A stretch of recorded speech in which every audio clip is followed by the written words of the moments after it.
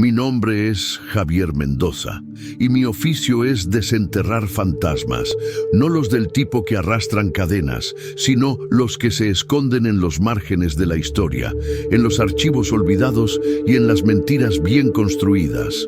Soy periodista de investigación y mi especialidad son las historias que nadie más quiere tocar. La historia del sombrero del Capitán Lakes llegó a mi escritorio no como un estruendo, sino como un susurro anónimo. Un sobre sin remitente, con el matasellos de Veracruz, contenía una única hoja de papel con 5 fotografías y una frase escrita a máquina.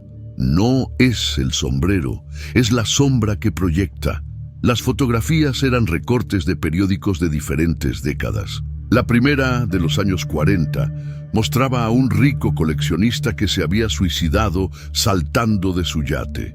La segunda, de los 60, el cuerpo de un historiador encontrado en su estudio, muerto de un aparente ataque al corazón, aunque solo tenía 35 años. Las otras 3 contaban historias similares. Un diplomático, un curador de museo, un empresario. 5 hombres, 5 muertes aparentemente sin conexión, separadas por décadas.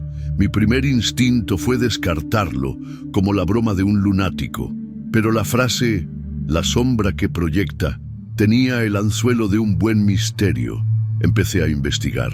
Durante semanas no encontré nada, pero mi trabajo me ha enseñado que la paciencia es la ganzúa que abre todas las cerraduras. La conexión la encontré en un oscuro catálogo de una subasta de 1938.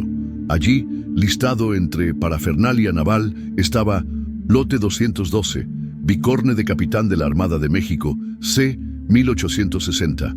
Perteneció al infame Capitán Cornelius Lakes. El catálogo mencionaba que el primer comprador, un industrial de Tampico, había muerto en circunstancias trágicas poco después de adquirirlo. Comencé a tirar de ese hilo. Rastrear la procedencia de un solo objeto durante casi un siglo es una tarea hercúlea, pero es mi especialidad. Descubrí que cada una de las 5 víctimas de las fotografías había sido en algún momento propietaria de ese sombrero. La coincidencia era estadísticamente imposible. ¿Quién era Cornelius Lakes?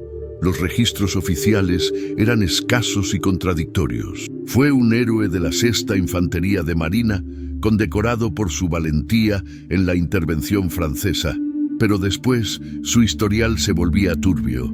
Hay menciones de una insubordinación, de un motín en su barco, el Independencia y finalmente una baja deshonrosa. Después de eso, desapareció de los registros oficiales y entró en el reino de la leyenda. Los cuentos de pescadores y los diarios de marinos de la época lo pintaban como un hombre roto, que se convirtió en un pirata brutal, un renegado que atacaba a sus antiguos compatriotas. La leyenda más oscura, la que encontré en un blog de folclore mexicano, hablaba de su muerte. Decía que su propia tripulación, cansada de su tiranía y de su creciente paranoia, lo acorraló en su camarote. Lakes, sabiendo que su fin había llegado, no luchó. Se puso su viejo sombrero de capitán, su último vestigio de honor, y pronunció una maldición. Juró que cualquiera que usara su sombrero, el símbolo de la autoridad que le habían arrebatado, vería el mundo a través de sus ojos traicionados y compartiría su destino. La leyenda decía que el sombrero no te mataba, te hacía matarte a ti mismo. Era el misterio perfecto, una serie de muertes inexplicables, un artefacto histórico y una leyenda olvidada. Mi investigación me llevó al propietario actual del sombrero, un reclusivo coleccionista de artefactos navales llamado Silas Blackwood, que vivía en una mansión aislada en la costa de Maine. Encontré su número y lo llamé, presentándome como un periodista interesado en su colección. Su voz era la de un hombre mayor, frágil y asustada. Cuando mencioné el sombrero del Capitán Lakes, hubo un largo silencio al otro lado de la línea. Y en ese silencio juro que oí algo más. Un sonido débil, casi imperceptible. El sonido rítmico de una marcha militar, como de botas sobre una cubierta de madera. No debió haber llamado, susurró Blackwood, y colgó. En ese momento sentí un escalofrío. No era el frío de una historia intrigante, era el frío de una historia que de alguna manera ya sabía que yo la estaba buscando. La llamada telefónica con Silas Blackwood fue como una declaración de guerra. Su miedo era palpable y el sonido de la marcha militar que oí no fue una alucinación, fue una advertencia. Al día siguiente estaba en un avión hacia Portland, Maine. Si Blackwood no quería hablar conmigo por teléfono, entonces llamaría a su puerta. Su mansión, Seawood, era exactamente el tipo de lugar que uno esperaría de un coleccionista rico y paranoico. Se alzaba en un acantilado azotado por el viento, una estructura de piedra oscura y ventanas estrechas que parecían ojos vigilantes. La niebla se aferraba a ella como un sudario y el único sonido era el rugido del Atlántico contra las rocas de abajo. Me costó casi una hora de golpear su pesada puerta de roble para que finalmente la abriera. El hombre que me recibió era una ruina.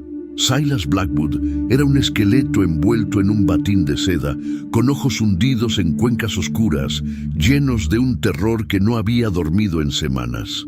Le dije que no llamara, susurró su voz temblorosa. «Soy periodista, señor Blackwood», le dije, mostrando mi credencial. «Estoy investigando una serie de muertes relacionadas con un objeto de su colección. Creo que su vida podría estar en peligro». Esa fue la clave. Mi sugerencia de que yo sabía de su miedo, y no solo de su colección, lo desarmó. Me dejó entrar. El interior de la mansión era un museo oscuro y silencioso, pero bajo el silencio había una tensión, una vibración. Y entonces lo oí de nuevo, débil pero claro, el ritmo constante de botas marchando sobre madera. Paso, paso, paso. «Usted también lo oye, ¿verdad?», preguntó Blackwood, sus ojos fijos en los míos. Asentí en silencio. Me guió hasta su estudio, y allí, en el centro de la habitación, sobre un pedestal de terciopelo y encerrado en una vitrina de cristal, estaba el bicorne del capitán Cornelius Lakes. Era de un fieltro negro, desgastado por el tiempo y la sal, pero aún conservaba su forma autoritaria. No parecía siniestro, parecía triste. «No me atrevo a tocarlo», dijo Blackwood. «No desde que lo compré, pero no es necesario. Su presencia es suficiente. Al principio era solo el sonido de la marcha, luego las pesadillas. Sueño que estoy en un barco, en medio de un motín, no como el capitán, sino como uno de los traidores. Siento su miedo, su culpa». Se estremeció. «Últimamente ha empeorado. A veces veo hombres en la casa, figuras con uniformes navales mexicanos del siglo XIX. Aparecen en el borde de mi visión, en los reflejos de las ventanas. No hacen nada, solo observan, me juzgan. Me contó que había intentado venderlo, regalarlo, pero nadie lo quería. La leyenda del sombrero era conocida en los círculos de coleccionistas de élite. Era un veneno que nadie se atrevía a poseer. «¿Por qué me dejó entrar?», le pregunté. «Porque usted no lo quiere», respondió. «Usted busca la historia. Y creo que eso es lo que él quiere». Me guió hasta el pedestal. «Hace una semana encontré algo que nunca antes había visto». Señaló la banda interior de cuero del sombrero. Había una pequeña costura suelta. Con manos temblorosas, Blackwood levantó la vitrina y tiró del hilo. Se reveló un compartimento secreto. Dentro había un pequeño trozo de papel doblado, amarillento y frágil. Lo desdobló sobre la mesa. No era un mapa, era una lista. 6 nombres. «He investigado», susurró Blackwood. «Eran los suboficiales de Lakes en el Independencia, los hombres que lideraron el motín en su contra». «¿Y qué significa?», pregunté. «No lo sé», dijo él. «Pero desde que encontré esta lista, la marcha se ha vuelto más fuerte. Las apariciones, más frecuentes. Es como si el sombrero estuviera impaciente. Quiere que haga algo con estos nombres». Me entregó el papel. En el instante en que mis dedos lo tocaron, sentí un frío intenso, como si hubiera tocado el metal de una tumba. Y el sonido de la marcha en la casa se detuvo. Hubo un silencio absoluto y luego un nuevo sonido, una sola voz, clara y autoritaria, que susurró directamente en mi mente, no en la de Blackwood. Ahora, usted está al mando, reportero. La revelación me destrozó. Ya no era un periodista investigando una historia, era un peón en el tablero de ajedrez de un fantasma vengativo. La paranoia cambió de forma. El miedo a ser la próxima víctima fue reemplazado por el terror de ser la causa de la siguiente. ¿Qué significaba que yo estaba al mando? La maldición me obligaría a encontrar a los descendientes de los amotinados. Mi mano sería el arma que completara la venganza de Lakes. Mi primer instinto fue la rebelión. Destruí mis notas. Borré los archivos de mi ordenador. Quemé la fotocopia de la lista de nombres. Intenté cortar todos los lazos con la historia, con la esperanza de que, si yo abandonaba la misión, la maldición me abandonaría a mí. Fue un acto inútil. El fantasma del capitán no estaba en el papel, estaba en mi cabeza. La presión se intensificó. La marcha en mi apartamento se volvió una presencia constante, el ritmo implacable de un ejército esperando órdenes. Las figuras espectrales de los soldados de Lakes ya no se contentaban con observarme desde la periferia. Ahora se paraban en mi estudio mientras yo intentaba trabajar en otras historias, sus siluetas translúcidas en una formación perfecta, sus rostros impasibles, pero sus ojos llenos de una terrible expectación. Eran mi pelotón y esperaban a su comandante. La voz de Lakes se volvió más insistente. Ya no era un susurro, era una orden clara y resonante en mis pensamientos. La deshonra debe ser purgada, reportero. Encuentre los nombres, cumpla con su deber. Intenté ignorarlo, ahogar su voz con alcohol, con música alta, con noches en vela. Pero su voluntad era más fuerte que la mía, forjada en la batalla y endurecida por un siglo de odio. La maldición comenzó a sangrar en mi vida profesional. Durante una entrevista con un político, vi por un instante el rostro de uno de los soldados de Lakes superpuesto al del concejal. En las grabaciones de mis entrevistas, a veces podía oír la marcha de fondo, un sonido que nadie más parecía notar. Mi editor empezó a preocuparse por mi estado. Me veía cansado, distraído, paranoico. Me sugirió tomar unas vacaciones. Pero, ¿cómo podía huir de un fantasma que vivía en mi propia mente? Me di cuenta de que la resistencia pasiva solo me estaba destruyendo. Tenía que luchar, pero no podía luchar contra la maldición directamente. Tenía que ser más astuto. Tenía que usar mis habilidades de periodista no para cumplir la misión, sino para entenderla. ¿Por qué esta venganza tan elaborada y paciente? ¿Qué buscaba realmente el espíritu de Lakes?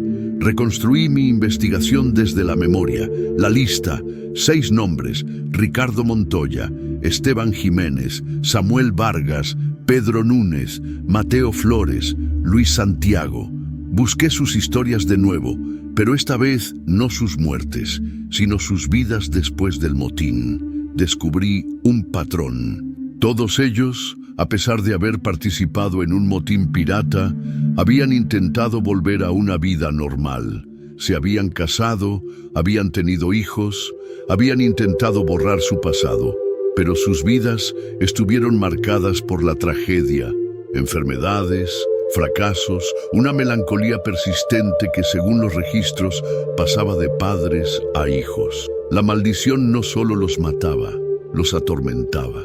Hacía que sus vidas fueran un infierno antes de reclamarlos. Era una venganza lenta, metódica y cruel. Mi investigación se centró en el último nombre, el único cuyo destino no había podido confirmar: Luis Santiago. Si podía encontrar a su familia, a sus descendientes vivos, quizás podría advertirles, quizás podría romper el ciclo. Me sumergí en los registros genealógicos, una tarea agotadora. Y finalmente lo encontré, un bisnieto, un hombre llamado Miguel Santiago, un profesor de historia que vivía en San Diego. Encontré su dirección, su número de teléfono. Sostuve el teléfono en mi mano durante 1 hora. el corazón latiéndome con fuerza. ¿Qué le diría? Hola, señor Santiago, un periodista de investigación de la costa este. Creo que su familia está siendo cazada por el fantasma de un capitán naval mexicano del siglo XIX a través de su sombrero maldito. Me encerrarían. Pero, ¿cuál era la alternativa? ¿No hacer nada? Mientras miraba el teléfono, la marcha en mi cabeza se detuvo. Un silencio expectante cayó sobre mi apartamento y la voz de Lakes habló, no con ira, sino con una satisfacción fría y autoritaria. Bien hecho, reportero. Ha encontrado el próximo objetivo. Ahora dé la orden. Dé la orden. La frase resonó en mi cráneo con el peso de una bala de cañón. El pelotón de fusilamiento fantasmal en mi estudio se irguió, sus rostros espectrales fijos en mí, esperando. El destino de Miguel Santiago, un hombre inocente a miles de kilómetros de distancia, estaba en mis manos. Podía sentir la voluntad de Lakes presionando mi mente, empujándome a aceptar mi papel, a convertirme en el heraldo de su venganza. Y en un acto de desafío que nació tanto del terror como de mi vieja y maltrecha integridad periodística, me negué. No, susurré en la habitación silenciosa. Luego, más fuerte, no, arrojé el teléfono contra la pared donde se hizo añicos. No seré parte de esto. Tu guerra terminó hace un siglo, capitán. La reacción fue instantánea y violenta. El silencio se rompió. La marcha, que antes era un eco distante, ahora era un estruendo ensordecedor, como si un regimiento entero estuviera desfilando dentro de mi apartamento.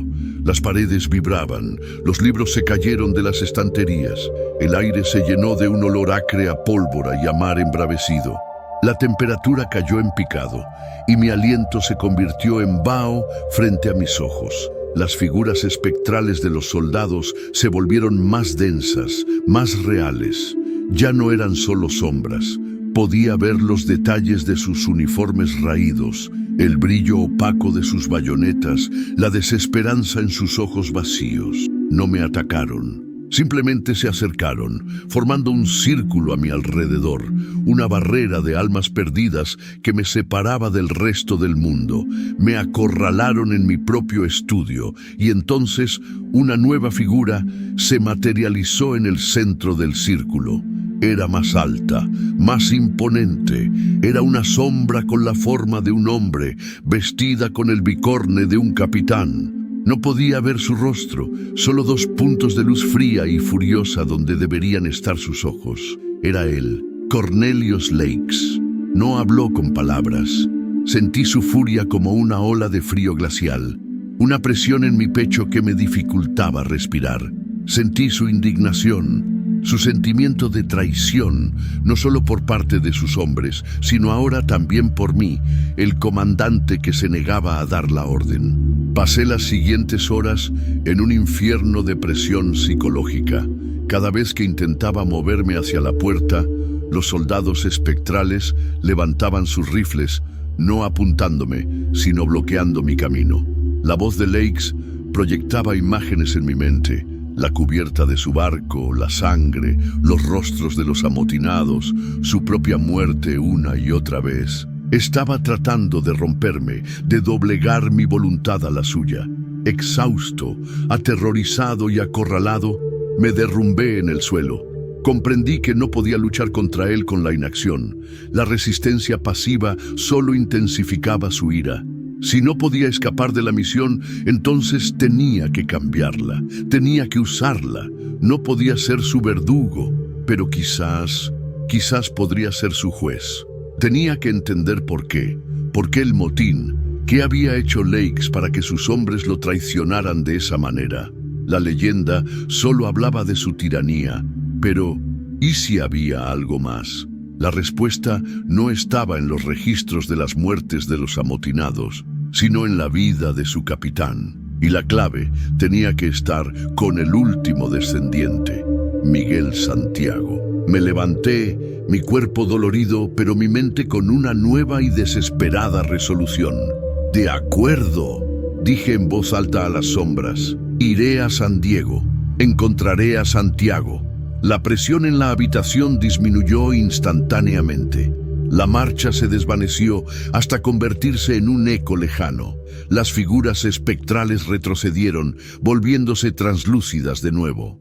La sombra del capitán Lakes permaneció por un momento más, sus ojos de fuego estudiándome, y luego una última frase resonó en mi mente, no con ira, sino con una fría y calculadora aprobación. Un oficial siempre lidera desde el frente. Vaya, investigue, pero recuerde quién da las órdenes al final. La maldición no me había liberado, simplemente había aprobado mi plan de ataque. Y yo estaba caminando voluntariamente hacia el corazón de la batalla. El viaje a San Diego fue una tregua tensa. La marcha en mi cabeza se había calmado, reducida a un eco apenas perceptible, como si el ejército de Lakes estuviera satisfecho con mi obediencia. Pero la sensación de ser observado era constante. En el reflejo de la ventanilla del avión, veía la silueta del bicorne del capitán superpuesta a mi propia cabeza. En el murmullo de la multitud en el aeropuerto, oía fragmentos de órdenes navales en español. La maldición no se había ido. Solo estaba en silencio, vigilando, esperando. Encontré a Miguel Santiago en el campus de la universidad donde enseñaba historia latinoamericana. Era un hombre de unos 60 años, con el pelo gris y unos ojos amables y curiosos. Cuando me presenté como un periodista investigando la historia naval mexicana, se mostró abierto y servicial. No tenía ni idea del oscuro legado que corría por sus venas. Nos sentamos en su despacho, un espacio acogedor y abarrotado de libros. Comencé con cautela, preguntándole por su bisabuelo, Luis Santiago. «Ah, el viejo Luis», dijo Miguel con una sonrisa melancólica. «La oveja negra de la familia. No sabemos mucho de él. Los registros dicen que sirvió en la Marina, pero que desertó o fue dado de baja deshonrosamente. Se mudó aquí, a California, cambió su nombre y nunca habló de su pasado. Mi padre solía decir que había un gran dolor en él, una tristeza que nunca pudo nombrar». «¿Mencionó alguna vez a un capitán Cornelius Lakes?», le pregunté, mi corazón latiendo con fuerza. La sonrisa de Miguel se desvaneció. «Sí», dijo, su voz bajando de tono. «Ese nombre aparecía en sus pesadillas. Mi abuela me contó que Luis a veces se despertaba gritando ese nombre y hablaba de un motín, de una traición, pero nunca contó la historia completa». «Señor Santiago», dije, decidiendo que la única forma de avanzar era con la verdad, por muy loca que sonara. «Creo que su bisabuelo no fue un traidor. Creo que fue un hombre que tomó una decisión imposible. Y creo que esa decisión ha estado persiguiendo a su familia durante generaciones». Le conté todo. La leyenda del sombrero, las muertes inexplicables, la lista de nombres, mi propia experiencia. Esperaba que me echara de su despacho, que llamara a seguridad, pero en lugar de eso, me escuchó con una intensidad creciente, su rostro palideciendo a medida que yo hablaba. Cuando terminé, se quedó en silencio durante un largo rato. Se levantó y fue a una vieja caja fuerte que tenía en un rincón. Sacó un cofre de madera polvoriento. «Mi bisabuelo dejó esto», dijo poniéndolo sobre la mesa, con instrucciones de que solo se abriera si la sombra del capitán volvía a aparecer. Siempre pensé que era la metáfora de un viejo loco. Abrió el cofre. Dentro no había oro ni joyas. Había un único objeto, un diario de a bordo, encuadernado en cuero agrietado. Era el diario personal de Luis Santiago. Comenzamos a leerlo juntos. Las primeras páginas describían la vida a bordo del Independencia, bajo el mando de un capitán Lakes que era estricto, pero justo y respetado. Pero luego el tono cambiaba. Santiago escribía sobre una expedición a una isla remota, sobre un artefacto que encontraron, un ídolo de piedra que parecía absorber la luz. Y describía cómo el capitán, tras encontrar el ídolo, comenzó a cambiar. Se volvió paranoico, errático, obsesionado con la traición. Y entonces llegamos a la última entrada, escrita con una mano temblorosa. El capitán nos ha ordenado hacer algo impensable, escribió Santiago. Ha traído al ídolo al puente. Dice que la piedra le habla, que le exige un sacrificio de sangre para asegurar nuestra fortuna. Ha elegido a un prisionero que llevamos en la bodega, un desertor. Va a ejecutarlo, no por justicia, sino como una ofrenda. Esto no es un acto de guerra, es un sacrilegio. Dios nos perdone, pero no podemos permitirlo. Ricardo, Esteban y los otros están de acuerdo. Esta noche nos amotinaremos, no por codicia ni por odio, sino para salvar el alma de un hombre inocente y la de nuestro capitán de su propia locura. Lo entendí. El motín no fue una traición, fue un acto de humanidad. Los hombres no se rebelaron contra su capitán, se rebelaron contra la influencia del ídolo que lo había corrompido. Y Lakes, en su locura, los vio como traidores. Su maldición no nació de la deshonra, sino de un terrible y trágico malentendido. Y en ese momento, mientras leía la verdad, la marcha en mi cabeza se detuvo. Un silencio absoluto cayó sobre el despacho, y una nueva voz, una que nunca antes había oído, habló en mi mente. No era la voz autoritaria de Lakes, era una voz joven, asustada, la voz de un prisionero en una bodega. «Ayúdame», susurró. La voz del prisionero en mi mente fue como una llave que abría la última puerta de la prisión. De repente, todo encajó. La marcha, la paranoia, el juicio. No era solo la ira de Lakes, era el eco de toda la tragedia, atrapado en el sombrero. El sombrero no contenía un fantasma, contenía una escena, la locura del capitán, el miedo de los amotinados y el terror del prisionero. Y el espíritu dominante, el más fuerte, el del capitán, había sido el único que yo había podido oír hasta ahora. Le expliqué mi teoría a Miguel Santiago, mi voz temblorosa por la magnitud de la revelación. El motín no fue una traición, fue un intento de exorcismo, le dije. Fallaron, y la maldición no es la venganza de Lakes contra sus hombres. Es el propio evento, el sacrilegio, congelado en el tiempo, y el sombrero es el ancla que lo mantiene en nuestro mundo. Miguel, un hombre de historia y hechos, me escuchaba, su rostro una mezcla de asombro y una extraña aceptación. La historia de su bisabuelo, antes una fuente de vergüenza familiar, se había transformado en un relato de heroísmo trágico. «El ídolo», dijo Miguel, señalando el diario de su bisabuelo. «Todo empezó con el ídolo. Si es la fuente de la corrupción, tenemos que saber qué es». Nos sumergimos de nuevo en la investigación, pero esta vez con un nuevo objetivo. Buscamos leyendas aztecas, registros de artefactos robados por conquistadores y piratas. Y en un tomo polvoriento sobre la mitología mesoamericana, encontramos lo que buscábamos. El ídolo era una representación de Tezcatlipoca, el espejo humeante. Pero no era solo una estatua. El libro describía un ritual en el que el espíritu de un mensajero o un prisionero de guerra era atado al ídolo para que actuara como su voz, su oráculo. El ídolo por sí solo era solo piedra. Necesitaba un alma para activarse, y también describía cómo romper su poder.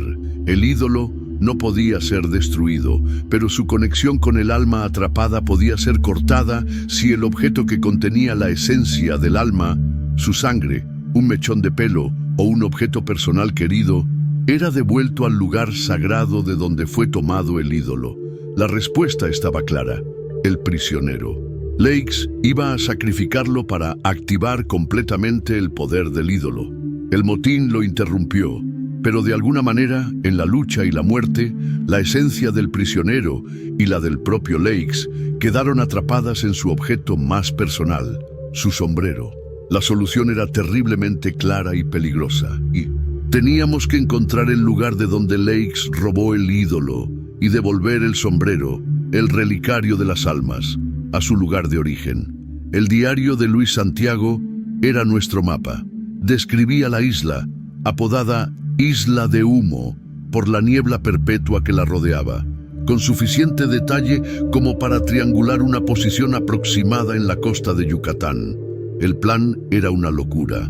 Volver al mar, buscar una isla que probablemente no aparecía en ningún mapa moderno y realizar un ritual basado en leyendas de un libro de mitología. Pero era la única opción. Mientras planeábamos el viaje, la guerra en mi cabeza se intensificaba. La voz autoritaria de Lakes luchaba contra los susurros aterrorizados del prisionero. «Cobardes, merecen su destino», gritaba el capitán. «Por favor, no me dejes aquí», suplicaba el prisionero. Yo estaba en medio, un campo de batalla psíquico. La paranoia regresó, pero ahora era una paranoia fracturada. A veces sentía la ira justa de un oficial traicionado. Otras veces, el pánico de un hombre inocente a punto de ser sacrificado. Mi propia identidad se estaba desvaneciendo, convirtiéndose en un eco entre los otros dos. Miguel Santiago se convirtió en mi ancla. Organizó el viaje, fletando un pequeño barco y contratando a un capitán de su confianza. Él no iría. «Mi lugar está aquí, con la historia, con los libros», dijo. «Tu lugar, Javier, por alguna razón está allí. Eres el único que puede oírlos. Eres el único que puede cerrar el círculo». Unas semanas después, me encontraba en un muelle en Cozumel, con una mochila y una caja especial que contenía el sombrero del capitán. Me despedí de Miguel. «Buena suerte, reportero», me dijo. «Que encuentres la paz que mi bisabuelo nunca tuvo». Subí al barco, una pequeña embarcación llamada El Olvidado, y mientras zarpábamos hacia la isla de humo, supe que este no era solo un viaje para liberar a dos fantasmas. Era un viaje para salvarme a mí mismo. La isla de humo se materializó frente a nosotros exactamente como el diario la había descrito. Una aguja de roca volcánica negra emergiendo de un banco de niebla perpetua y antinatural. No aparecía en ningún radar ni carta de navegación moderna. Era un fantasma geográfico. El capitán del El Olvidado, un hombre llamado Mateo, que Miguel había elegido por su discreción, me miró con los ojos muy abiertos. «Dios nos ampare», susurró. «Este lugar no debería existir». La guerra en mi cabeza alcanzó su punto álgido. La voz de Lakes rugía, una tormenta de orgullo y furia. «No, no me devolverá a la escena de mi deshonor. Soy el capitán. Yo doy las órdenes». Y bajo su furia, el lamento aterrorizado del prisionero: «Por favor, señor, es mi única oportunidad. No me deje con él». Mi mente era un campo de batalla. Me mordí el labio hasta sangrar para concentrarme, para aferrarme a mi propia conciencia. Con la ayuda de Mateo, bajé un pequeño bote y remé solo hacia la orilla de arena negra. Cada palada era una lucha contra la voluntad de Lakes, que intentaba paralizar mis músculos. Desembarqué en la isla. El silencio era absoluto. El aire pesado con el olor a azufre y a algo más, algo antiguo y olvidado. Siguiendo las indicaciones del diario de Santiago, me adentré en la selva atrofiada de la isla hasta que encontré las ruinas. Los restos de una pequeña pirámide azteca reclamada por la vegetación. En su centro había un altar de piedra, erosionado por el tiempo, con una hendidura en el centro donde una vez descansó el ídolo de Tezcatlipoca. Este era el lugar. Abrí la caja y saqué el sombrero. En cuanto lo sostuve, el asalto psíquico se volvió casi insoportable. Las imágenes del motín, de la sangre, del miedo inundaron mi mente. Caí de rodillas, el sombrero en mis manos. «¡Es mío!», gritó Lakes en mi cabeza. «¡Mi honor! ¡Mi vergüenza! ¡Sálveme!», lloró el prisionero. Usando la última onza de mi voluntad, me levanté. «Tu honor no está en este sombrero, capitán», grité a la nada, mi voz sonando extraña y débil. «Tu honor estaba en tu deber y lo traicionaste cuando te arrodillaste ante una piedra». Y al prisionero le dije en mi mente: «Tu calvario ha terminado». Coloqué el bicorne sobre el altar de piedra. En el instante en que el fieltro tocó la roca, un viento helado barrió las ruinas. Una columna de humo negro y denso brotó del sombrero, arremolinándose en el aire frente a mí. Dentro del humo, Dos figuras tomaron forma. A la izquierda, el imponente fantasma del capitán Cornelius Lakes, su rostro una máscara de furia y confusión. A la derecha, la figura temblorosa de un joven prisionero, pálido y aterrorizado. Por primera vez, estaban separados. Se miraron el uno al otro. Vi el rostro de Lakes cambiar. La locura inducida por el ídolo pareció desvanecerse, y en sus ojos vi un atisbo del oficial honorable que una vez fue. Vi un destello de arrepentimiento, de comprensión de la atrocidad que había estado a punto de cometer. Extendió una mano temblorosa, no con ira, sino como una ofrenda de paz, hacia el prisionero. El joven fantasma dejó de temblar. Lentamente asintió. Y entonces ambas figuras comenzaron a desvanecerse, no con un grito, sino con un suspiro colectivo, como el humo que finalmente se disipa en el aire.